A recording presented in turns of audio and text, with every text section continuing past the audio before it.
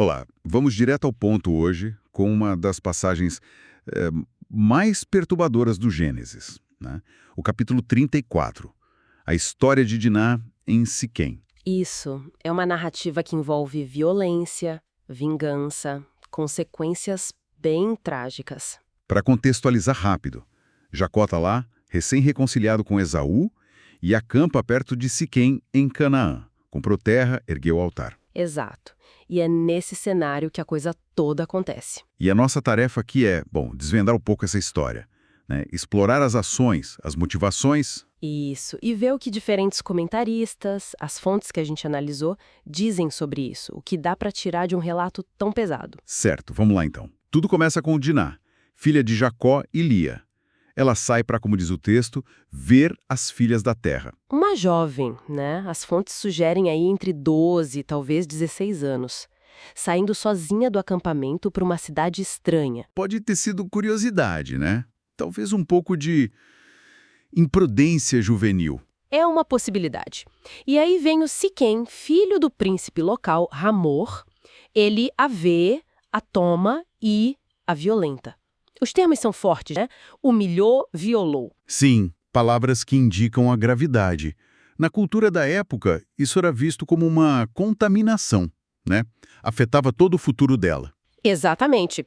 Uma desonra profunda, ainda mais por ser um estrangeiro não circuncidado, segundo algumas interpretações. E aqui a coisa fica bem interessante.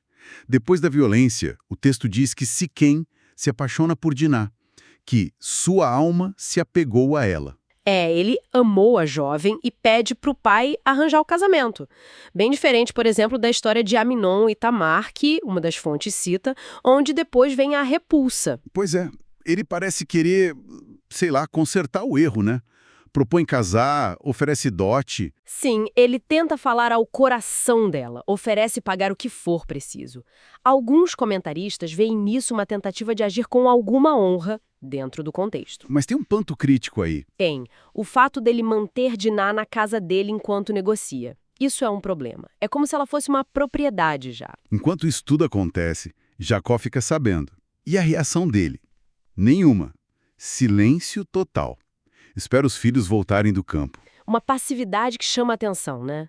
As fontes debatem. Foi medo, indiferença por ser filha da Lia, a esposa menos amada, ou só uma liderança falha mesmo? Contraste total com os irmãos dela. Total. Quando os filhos de Jacó chegam e ouvem a notícia, ficam furiosos. O texto diz que indignaram-se e muito se iraram. Eles veem como uma afronta, um desatino em Israel.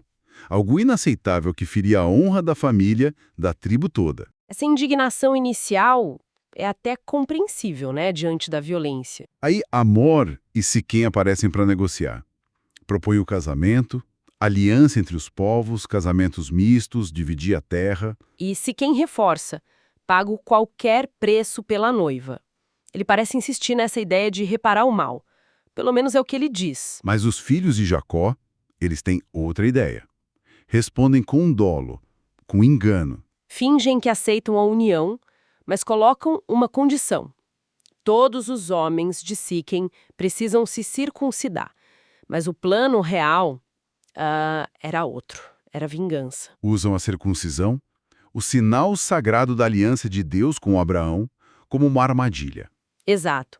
E as fontes que analisamos criticam isso duramente. É uma profanação usar o sagrado para um fim traiçoeiro, violento. Amor e Siquém conseguem convencer os homens da cidade. O argumento é bem pragmático, né? Sim, apelam para o interesse. Paz, aliança e, principalmente, a chance de absorver as riquezas da família de Jacó.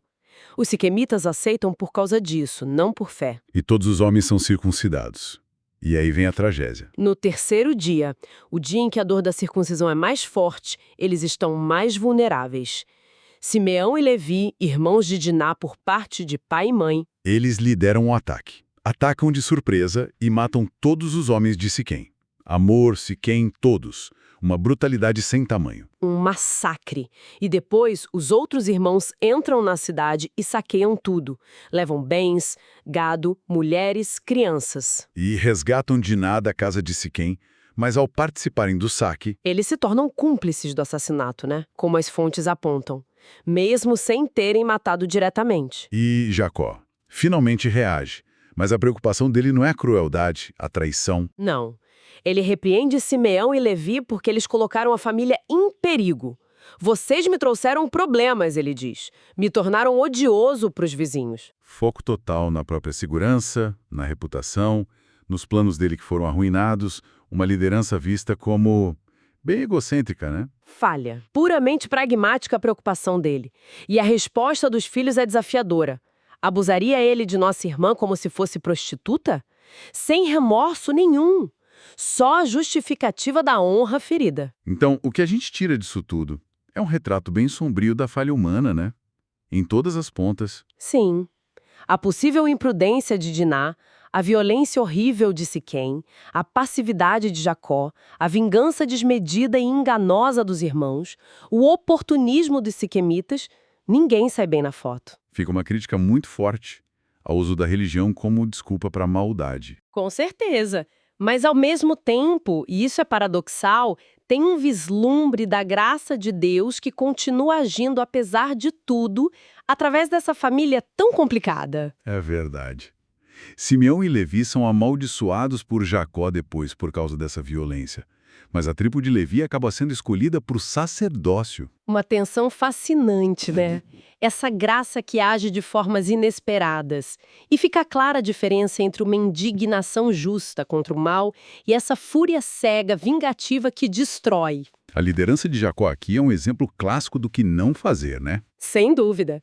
Essa análise nos deixa pensando sobre a complexidade da natureza humana. Honra, fé, violência, traição, tudo misturado de um jeito bem sombrio. E são dilemas que, de certa forma, continuam ecoando. E, para a gente pensar um pouco mais, fica uma questão que algumas fontes levantam. Como é que a soberania divina consegue tecer seus planos, mesmo com fios tão tortos, manchados de sangue como esses?